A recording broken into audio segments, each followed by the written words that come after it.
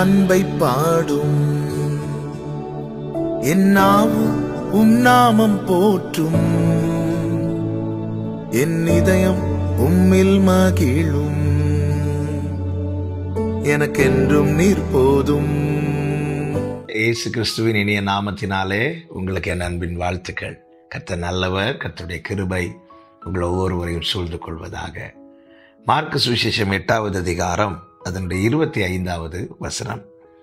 பின்பு அவர் மறுபடியும் அவன் கண்களின் மேல் கைகளை வைத்து அவனை ஏறிட்டு பார்க்கும்படி செய்தார். அப்பொழுது அவன் சுஸ்தமடைந்து யாவரையும் தெளிவாய் கண்டான்.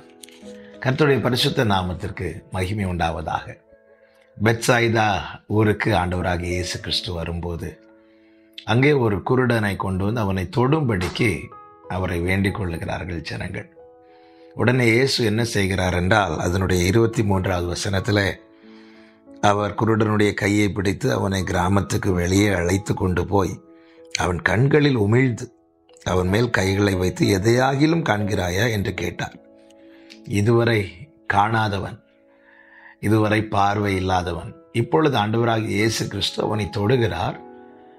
தொட்டு கேட்கிறார், எதையாகிலும் காண்கிறாயா என்று.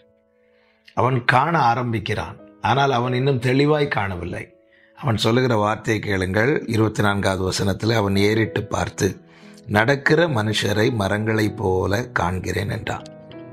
இதன் பிறகுதான் ஆண்டவராகிய இயேசு கிறிஸ்து என்ன செய்கிறார் என்றால், மறுபடியும் அவன் கண்களின் மேல் கைகளை வைத்து அவனை ஏறிட்டு பார்க்கும்படி செய்தார். அப்பொழுது அவன் சுஸ்தமடைந்து யாவரையும் தெளிவாய் கண்டான். என கேட்டுக்கொண்டிருக்கிற அன்பு சகோதரா சகோதரி, நம்முடைய வாழ்க்கையில் ஆண்டவர் கிரியை செய்து கொண்டிருக்கிறார். நாம் செய்ய வேண்டியது என்ன தெரியுமா? முழுமையாய் பெற்றுக்கொள்ளும் வரைக்கும் நாம் அவருடைய சமூகத்தில் தரித்திருக்க வேண்டும்.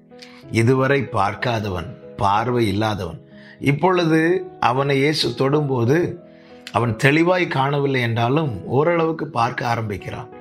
ஓரளவுக்கு பார்க்க ஆரம்பித்ததும் அவன் இயேசுவை விட்டு விலகவில்லை. அவன் ஓடி போகவில்லை. அவன் என்ன செய்கிறான் என்றால் அங்கேயே நிற்கிறான். எதற்காகவென்றால், நான் நிற்பது இயேசுவின் இடத்துல. நான் யாரிடத்துல பெற்றுக்கொள்ள வந்திருக்கிறேன்? சர்வத்தையும் செய்ய வல்லவரிடத்துல, பூரணரிடத்துல.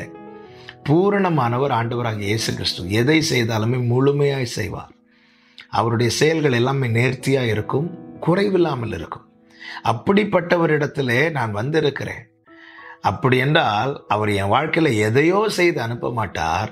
எனக்கு வேண்டியதை பூரணமாய் செய்து அனுப்புவார். இந்த நம்பிக்கை நம்மை அவருடைய சமூகத்தில் நாம் பெற்றுக்கொள்ளும் வரைக்கும் தரித்திருக்க வைக்கும்.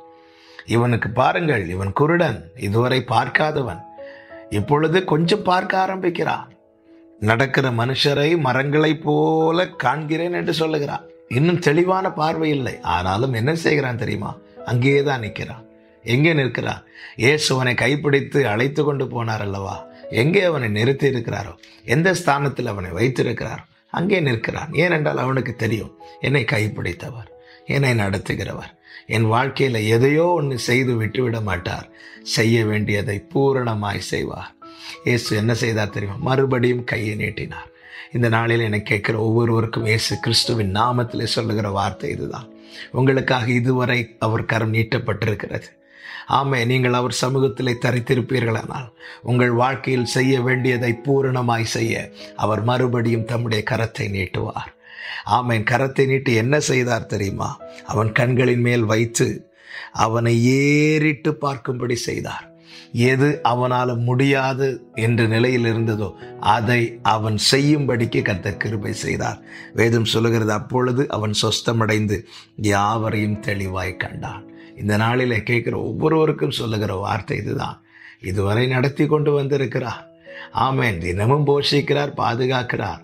ஆமாம், உங்கள் வாழ்க்கையில் செய்வேன் என்று சொன்னதையெல்லாம் பூரணமாய் செய்து முடித்தாரா என்று கேட்டால் அநேகர் இல்லை என்று கூட சொல்லலாம். ஆனால் ஒரு நற்செய்தியை அறிந்து கொள்ளுங்கள். செய்வேன் என்று சொன்னவர் செய்வார். நாம் செய்ய வேண்டியது என்ன தெரியுமா? அதை அவர் பூரணமாய் செய்யும் வரைக்கும் அவர் சமூகத்தில் தரித்திருப்பது அவசியம். தரித்திருங்கள். நிச்சயமாய் உங்கள் வாழ்க்கையில செய்ய வேண்டியதை செய்து அவர் நாமத்தை உங்கள் வாழ்க்கையிலே மகிமைப்படுத்துவார். கர்த்தர் உங்களை ஆசீர்வதிப்பாராக. நல்ல தகப்பனே, இரக்கமுள்ள பிதாவே, ஹல்லேலூயா. எதையோ செய்து எங்களை அனுப்பி விடுகிறவர் அல்ல. செய்வேன் என்று இருப்பதை ஆண்டவரை பூரணமாய் செய்து எங்களை மகிழ்ச்சியாக்குகிற நல்ல தேவன் அல்லவா. அப்படியே இந்த நாளிலே அப்பா உம்முடைய சமூகத்தில் காத்திருக்கிற ஒவ்வொருவருக்காய் ஜெபிக்கிறேன். இவர்களை நம்ப பண்ணின வார்த்தைகள் உண்டு. இவர்கள் வாழ்க்கையில் இருக்கிற குறைகள் நீங்கும்படியா நீர் உம்முடைய கரத்தை மறுபடியும் நீட்டி உம்முடைய பிள்ளைங்களை தொடப்போகிற தயவுக்காய் ஸ்தோத்திரம் ஆண்டவரே. அப்படியே செய்து பூரணப்படுத்தி உம்முடைய பிள்ளைகளை சாட்சியாய் நிறுத்தும். இயேசு கிறிஸ்துவின் நாமத்தில் பிதாவே, ஆமென்.